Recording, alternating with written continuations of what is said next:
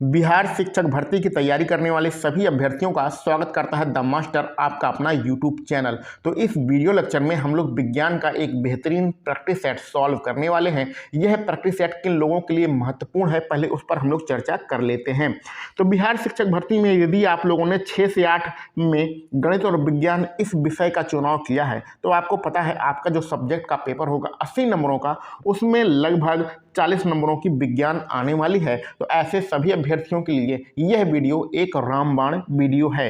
इसके अतिरिक्त यदि आप प्राइमरी का फॉर्म भर रहे हैं, यानी 1 से 5 वाला आप फॉर्म भर रहे हैं, तो उसमें आपका 120 नंबर का पेपर होगा, उसमें भी आपका विज्ञान आएगा। इसके अतिरिक्त यदि आप 6 से 8 और 9 से 10 और 11 से 12 इसका भी फॉर्म भरेंगे तो जो सेकंड वाला आपका पेपर होगा 40 नंबरों का सामान्य अध्ययन का, उसमें भी आपका विज्ञान आएगा। तो इस प्रकार हम देख रहे हैं चाहे कक्षा 1 से लेकर कक्षा 12 तक किसी भी वर्ग में आपने अगर फॉर्म भरा है तो सभी में विज्ञान आएगा। और 6 से 8 में अगर आप लोगों ने गणित विज्ञान विषय का चुनाव किया है तो उसमें तो अलग से आपका 40 नंबर का विज्ञान आएगा। तो यह वीडियो सभी के लिए महत्वपूर्ण है। यहाँ पर हम लोग प्रैक्टिस सेट सॉल्व करेंगे। आप लोगों को एक काम करना है कि एक कॉपी और पेन लेकर आना है और जो भी आपको प्रश्न मिले वहाँ पर आप पहले से ही उसका आंसर लिख दीजिएगा। फिर जब हम बताएंगे तो उसको सही अथवा गलत करिएगा। इससे क्या होगा कि आपको पता चलता रहेगा कि आपके कितने प्रश्न सही हो रहे हैं। यह हमारा टोटल तीसरे नंबर का प्रैक्टिस सेट है। तो इससे पहले कि अगर आप लोगों ने प्रैक्टिस सेट सॉल्व नहीं किए हैं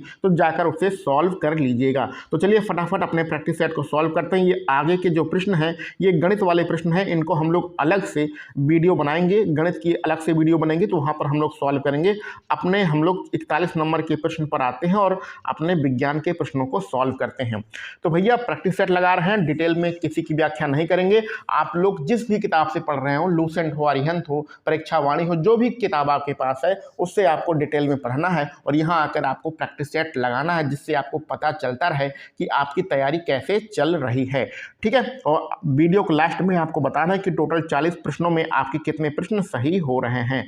चलिए स्टार्ट करते हैं आज का अपना पहला प्रश्न। दबाव का एसआई मात्रक क्या होता है? दबाव का मतलब होता है दाब। दाब का एसआई मात्रक क्या होता है? सबको पता है दाब का जो एसआई मात्रक होता है वो पास्कल होता है, लेकिन पास्कल यहाँ पर नहीं लिखा है, यहाँ पर न्यूटन प्रति वर्ग मीटर लिखा है। तो यहाँ पर आपका विकल्प सी यहाँ पर आपका बिल्कुल सही रहेगा। तो विकल्प सी पहले प्रश्न का सही है, न्यूटन प्रति वर्ग मीटर, अथवा यहाँ पर पास्कल भी लिखा होता तो भी सही रहता। आगे बढ़ते हैं 42 नंबर के प्रश्न पर। 20 न्यूटन का एक बल है, किसी वस्तु पर लग रहा है। वस्तु की दिशा में जो विस्थापन होता है वो 4 मीटर होता है। तो कार्य W का मान क्या होगा? तो हमें पता है, फार्मूला तो हमें पता ही है, W बराबर होता है F×D, बल गुणे विस्थापन। तो बल कितना है 20 और विस्थापन कितना है 4, दोनों गुणा कर देंगे तो आंसर कितना आ जाएगा 20 गुणे 4 बराबर हो जाएगा 80 जूल का काम करेगा। अच्छा 80 यहाँ पर सब लिखा है, लेकिन जो कार्य का मात्रक होता है वो कार्य का मात्रक जूल होता है। तो यहाँ पर आपका विकल्प सी सही रहेगा। ठीक है, जल्दबाजी में पहला वाला विकल्प यहाँ पर सही नहीं करना है। अच्छा एक बात और थोड़ी सी चर्चा कर लेते हैं हम आप लोगों के बीच में। देखो भैया परेशान हर कोई है, परीक्षा तिथि इतनी जल्दी आ चुकी है आप लोगों की कि पढ़ने का बिल्कुल भी समय नहीं मिला है। आपकी भी तैयारी नहीं हो पाई है और किसी भी बच्चे की तैयारी नहीं हो पाई है। तो परेशान होने की कोई ज़रूरत नहीं है। किसी भी स्टूडेंट की तैयारी अच्छे से नहीं हो पाई है तो जितना भी समय आपको बचा हुआ है उसमें अधिक से अधिक प्रैक्टिस सेट लगाइए। जो भी आप पढ़ सकते हैं, जो आपको इम्पॉर्टेंट लगे उस टॉपिक को पढ़ लीजिए। पूरा सिलेबस आप भी नहीं ख़त्म कर पाएंगे और कोई भी नहीं ख़त्म कर पाएगा, क्योंकि इतने कम समय में परीक्षा लेना बहुत बड़ी बात होती है। तो सिलेबस कोई ख़त्म कर नहीं पाएगा, इसलिए परेशान होने की कोई आवश्यकता है नहीं। ठीक है, बिल्कुल रिलैक्स रहिए, कंफर्ट जोन में रहिए, थोड़ा बहुत प्रैक्टिस सेट लगाइए, थोड़ा बहुत जो इम्पोर्टेंट टॉपिक आपको लगे उसको आप पढ़ लीजिए और बिल्कुल रिलैक्स होकर आप अपने माइंड को फ्रेश रखिए। और अगर आप परेशान रहेंगे ना तो जो पढ़ेंगे वो भी याद नहीं होगा, तो कुछ हो नहीं सकता है। पूरा सिलेबस आप ख़त्म करने के चक्कर में मत पड़िए, ना आप ख़त्म कर पाएंगे ना कोई ख़त्म कर पाएगा। रिलैक्स रहिए। ठीक है, तो ये सारे कमेंट बहुत सारे अपने व्हाट्सएप नंबर पे आते रहते हैं, इसलिए हम आपको बता रहे हैं कि भैया रिलैक्स होकर आपको पेपर देना है। जो होगा सबके साथ होगा, वही आपके साथ होगा, परेशान रहने की कोई आवश्यकता नहीं है। 43 नंबर का जो प्रश्न है उसमें बताया गया है कि जो आकर्षण बल है कितना है 1/9 है।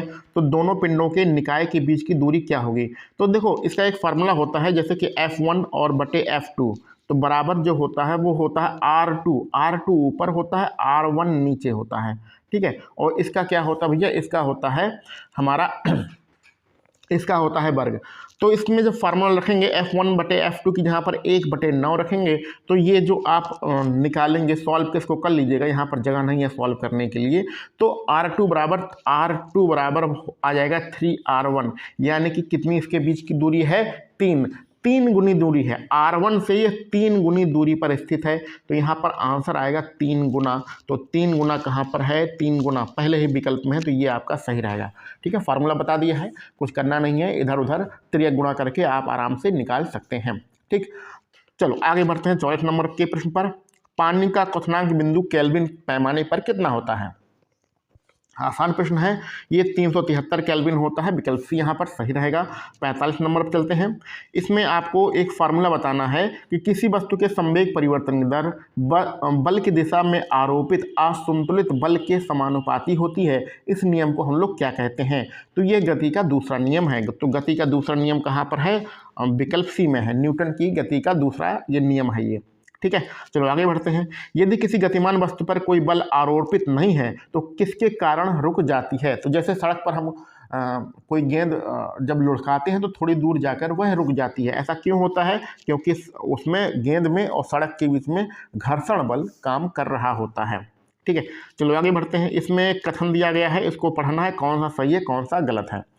तो कथन में अभिकथन जिसको कहा गया है, उसमें ए में लिखा गया है, लोहे की पटरियों के बीच में एक छोटा सा अंतराल छोड़ दिया जाता है, ठीक है, अच्छी बात है। लोहा गर्मियों में फैलता है, ये भी बिल्कुल सही है। तो दोनों सही हैं, और जो कारण है वो अभिकथन की व्याख्या कर रहा है, यानी इस प्रकार यहाँ पर हम लोग देखेंगे तो हमारा क्या सही होगा, हमारा यहाँ पर उचित व्याख्या है, यानी कि विकल्प सी आपका सही रहेगा, ठीक है, क्लियर। चलो आगे बढ़ते हैं। ध्वनि तरंग की आवृत्ति किससे मापी जाती है। तो सबको पता है आवृत्ति किससे नापते हैं भैया, हर्ट्ज से नापते हैं। आसान प्रश्न है, कोई दिक्कत की यहाँ पर बात है नहीं। चलो 49 नंबर का प्रश्न हमारे सामने है। सूर्य की रोशनी में हरे रंग का दिखाई देने वाला एक कपड़ा लाल रोशनी में देखे जाने पर काले रंग का दिखाई देना शुरू हो जाता है, ऐसा क्यों होता है।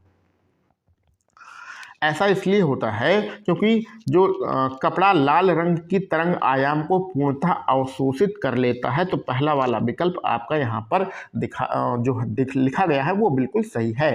सूर्य की रोशनी में हरे रंग का दिखाई देने वाला कपड़ा लाल रोशनी में देखे जाने पर काले रंग का दिखाई देता है, क्योंकि जो कपड़ा लाल रंग की तरंग आयाम को पूर्णतः अवशोषित कर लेता है। जो वस्तु सभी रंगों को अवशोषित कर लेती है और किसी भी रंग को परावर्तित नहीं करती है, जिससे वह वस्तु काली दिखाई देती है। तो ये इसका व्याख्या है। चलो आगे बढ़ते हैं। हाँ, परेशान मत होइएगा, ये जो आपको PDF है ये टेलीग्राम चैनल पर आपको उपलब्ध करा दिया जाएगा। 50 नंबर के प्रश्न में लिखा गया है, पानी से भरे एक गिलास में रखा गया नींबू गिलास की बगल से देखने पर इससे जो उसका वास्तविक आकार होता है उससे बड़ा दिखाई देता है। तो ऐसा क्यों होता है। तो इसमें फिजिक्स की कौन सी घटना लग रही है, इसमें जो है प्रकाश का अपवर्तन काम करता है। तो विकल्प सी यहाँ पर आपका बिल्कुल सही है। हवा क्या होती है, हवा क्या है। तो हवा जो है तत्व और यौगिक दोनों का मिश्रण होता है। तो यहाँ पर आपका विकल्प डी सही रहेगा। आगे बढ़ते हैं। धातुओं को पीट कर हम लोग पतले तार के रूप में ढाल देते हैं। तो ये धातुओं की ये जो विशेषता कहलाती है, ये कौन सी विशेषता होती है। तो इस विशेषता को हम लोग धातु तन्यता कहते हैं। विकल्प सी यहाँ पर सही रहेगा। आगे बढ़ते हैं। वह तत्व जिसका द्रव्यमान संख्या समान होता है परंतु परमाणु क्रमांक, जिसको हम लोग परमाणु संख्या भी कहते हैं, वो अलग अलग होती है, उसको हम लोग क्या कहते हैं। देखो, जब यहाँ पर द्रव्यमान संख्या समान होगी तो उनका जो भार होगा वो आपका समान होगा, यानी कि वो समभारी होंगे, और समभारी को अंग्रेजी में आइसोबार कहते हैं। तो विकल्प बी आपका यहाँ पर सही रहेगा। आगे बढ़ते हैं। निम्नलिखित में से ऑक्सीकरण प्रतिक्रिया के बारे में क्या सही नहीं है। तो ऑक्सीकरण के बारे में इसको आप लोग ABCD विकल्प एक बार ध्यान से देख लीजिए, इसमें क्या सही नहीं है ये आपको बताना है। तो यहाँ पर लिखा गया है विकल्प सी में वनस्पति तेल का हाइड्रोजनीकरण एक ऑक्सीकरण प्रक्रिया है, ये आपका बिल्कुल गलत है, ठीक है। और बाकी ऑक्सीकरण के बारे में यहाँ पर जो कुछ भी लिखा गया है वो आपका बिल्कुल सही है। चलो आगे बढ़ते हैं। किसी विलयन में हाइड्रोजन आयन सांद्रता मापने का पैमाना क्या होती है? तो हाइड्रोजन आयन सांद्रता पीएच वैल्यू पर मापते हैं। तो आसान प्रश्न है, इसमें कौन सी दिक्कत की बात है। पीएच वैल्यू यानी कि पीएच पैमाना जिसे हम लोग कहते हैं, विकल्प सी सही रहेगा। जल की कठोरता दूर करने के लिए हम लोग किसका उपयोग करते हैं? तो जल की कठोरता हम लोग धावन सोडा के माध्यम से दूर किया जा सकता है, विकल्प ए सही है। वह एकमात्र धातु कौन सी है जो कमरे के तापमान पर भी द्रव रूप में पाई जाती है? तो द्रव रूप में पाई जाने वाली एकमात्र जो धातु है जो नेचुरल टेम्परेचर में पाई जाती है वो है अपना ब्रोमीन। तो विकल्प भी यहाँ पर सही रहेगा। इनमें से किस यौगिक का उपयोग बोरेक्स के निर्माण में किया जाता है? तो बोरेक्स जो है बनाने के लिए हम लोग धावन सोडा का उपयोग करते हैं, विकल्प ए सही है। कैल्शियम सल्फेट हेमीहाइड्रेट के रूप में किसे जाना जाता है? तो ये जो एक रासायनिक नाम है कैल्शियम सल्फेट हेमीहाइड्रेट, ये प्लास्टर ऑफ पेरिस का रासायनिक नाम है। ठीक है, चलो आगे बढ़ते हैं। दलदल वाली जगह होती है अथवा धान के जो खेत होते हैं उनमें कौन सी गैस पाई जाती है? तो उसमें मेथेन गैस पाई जाती है, विकल्प भी यहाँ पर सही रहेगा। दंत क्षय के परिणाम स्वरूप क्या होता है? तो दंत क्षय के परिणाम स्वरूप जो होता है वो होता है कोमल दंतवल्ल। ठीक है, तो कोमल दंतवल इसको हम लोग इनैमल भी कहते हैं। कोमल दंतवल इसको हम लोग इनैमल भी कहते हैं, दंत इनैमल भी कहते हैं। ठीक है, ये सबसे कठोर भाग होता है और जो दांतों की मजबूती के काम आता है। तो कोमल दंतवल इसका आंसर रहेगा। मनुष्य के आमाशय में कौन सा अम्ल पाया जाता है? तो आमाशय होता है पेट, तो मनुष्य के पेट में कौन सा अम्ल पाया जाता है जो खाने को पचाने का काम करता है? उसका नाम है HCl। ठीक है, चलो आगे बढ़ते हैं। निम्न में से कौन सा एंजाइम अग्नाशय द्वारा स्रावित होता है? तो अग्नाशय से क्या निकलता है? अग्नाशय से अग्नाशय रस निकलता है। तो अग्नाशय रस में 3 प्रकार के एंजाइम पाए जाते हैं, ट्रिप्सिन, एमाइलेज और लाइपेज। तो यहाँ पर ट्रिप्सिन आपका दिया गया है जो कि विकल्प सी में है, यही आपका सही रहेगा। ट्रिप्सिन, एमाइलेज और लाइपेज ये अग्नाशय रस से निकलते हैं। ठीक है, आगे बढ़ते हैं। श्वसन वर्णक हीमोग्लोबिन इनमें से किस में मौजूद होता है? तो जो सांस हीमोग्लोबिन किस में पाया जाता है आपको सीधा सीधा इसमें बताना है। हीमोग्लोबिन जो होता है वो आरबीसी लाल रक्त कणिकाओं में पाया जाता है। ठीक है, मानव शरीर में आरबीसी का क्या कार्य है? ये अभी अभी ऊपर हम लोगों ने इसको पढ़ा है। तो मानव शरीर में जो आरबीसी होता है वो ऑक्सीजन को इधर उधर करता है। ठीक है, जो कोशिकाएं होती हैं उनको ऑक्सीजन प्रदान करता है। तो विकल्प ए यहाँ पर सही है। इधर उधर करने का मतलब उसका ऑक्सीजन का परिवहन करता है। ठीक है, कुछ अपने लैंग्वेज में पढ़ लेना चाहिए, किताबी भाषा हमेशा पढ़ने की आवश्यकता नहीं रहती है। एक वयस्क मानव के शरीर में कितने लीटर खून होता है? तो कितने लीटर खून है आपके शरीर में? लगभग 5 लीटर। ठीक है, लगभग 5 लीटर आपका खून होता है।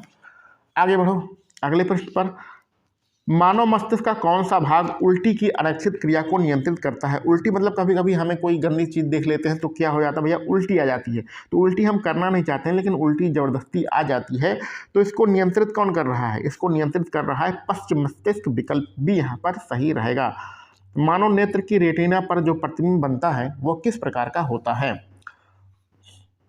तो जो हमारा रेटिना पर प्रतिबिंब बनता है वो वास्तविक और उल्टा होता है। पहला विकल्प आपका यहाँ पर सही रहेगा। 69 नंबर के पृष्ठ में लिखा है, हमारी मांसपेशियों में अधिक ऑक्सीजन की आपूर्ति के लिए निम्नलिखित में से कौन सा हार्मोन्स हृदय की गति को बढ़ा देता है?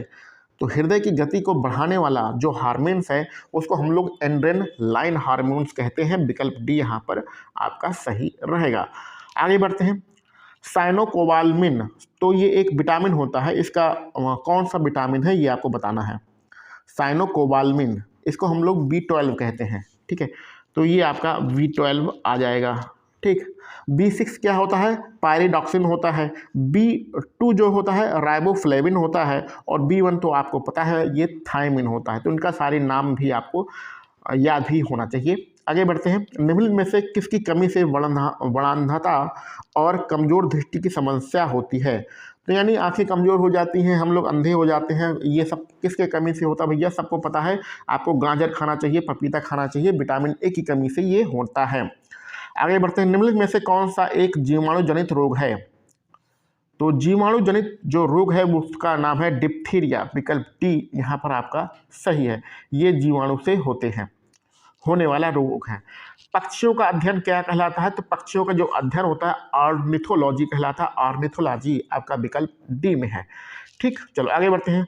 पादपों में सबसे प्रचुर मात्रा में क्या पाया जाता है? तो जो पौधे होते हैं उसमें सर्वाधिक प्रचुर मात्रा में जो पाया जाता है वो होता है आपका विकल्प बी, कार्बन। ठीक, कोई दिक्कत नहीं है। चलो आगे बढ़ते हैं। स्तनधारियों के हृदय में कितने प्रकोष्ठ होते हैं, कितने वॉल्व होते हैं? आपके हृदय में कितने वॉल्व हैं? तो हमारे हृदय में 4 वॉल्व हैं। ये तो आसान प्रश्न है, कोई दिक्कत तो है नहीं। आगे बढ़ते हैं। आप किस जगत में सभी जीवों को रखेंगे जो कोशिका भित्ति के साथ बहुकोशिकीय सुकेंद्रित होते हैं? तो जिनमें कोशिका भित्ति पाई जाती है उसके साथ साथ बहुकोशिकीय सुकेंद्रित होते हैं, वो जो वर्ग होता है उस वर्ग का नाम है एनीमिलिया। तो एनीमिलिया ये जो वर्ग है इसमें हम लोग, ये हमारा इस प्रश्न का सही आंसर रहेगा। आगे बढ़ते हैं 77 नंबर के प्रश्न पर। निम्न में से कौन सा एक कोशिकीय हरित शैवाल है? तो एक कोशिकीय हरित शैवाल कौन सा है? तो यहाँ पर जो आपका आंसर होगा क्लेमाइडोमोनास। तो क्लेमाइडोमोनास ये कहाँ पर है? विकल्प बी, डी में है। विकल्प डी आपका सही रहेगा। चलो 2-3 प्रश्न बचे हुए हैं, उसको फटाफट हम लोग देख लेते हैं। निम्न में से कौन सा एक औषधीय पौधा है जो रक्तचाप के उपचार के लिए जिसकी दवा बनाई जाती है? तो रक्तचाप जो हाई ब्लड प्रेशर होता है उसकी जो दवा बनाई जाती है वो आपके सर्पगंधा नाम के पौधे से बनाई जाती है। विकल्प भी यहाँ पर सही रहेगा। आगे बढ़ते हैं। ये आपको ABCD 4 विकल्प लिखे गए हैं, इसमें आपको बताना है किसकी झकड़ा जड़ नहीं है। तो झकड़ा ये जड़ों के प्रकार हैं, ठीक है। तो रेशेदार अथवा झकड़ा जो जड़ें होती हैं वो होती हैं किसकी? गेहूं, मक्का, चावल की होती हैं। और मूसला जड़ें किसकी होती हैं? चुकंदर की होती हैं। तो चुकंदर यहाँ पर आपका सही आंसर रहेगा। इसकी झकड़ा जड़ नहीं है, बाकी चावल, गेहूं और मक्का इसकी झकड़ा जड़ें होती हैं। चुकंदर कौन सी जड़ होती है? ये मूसला जड़ होती है। आज का अपना आखिरी प्रश्न। पादप के जो वायवीय भाग, पादप के वह भाग जो हवा में होता है उसमें वाष्प के रूप में जल की हानि को क्या कहा जाता है?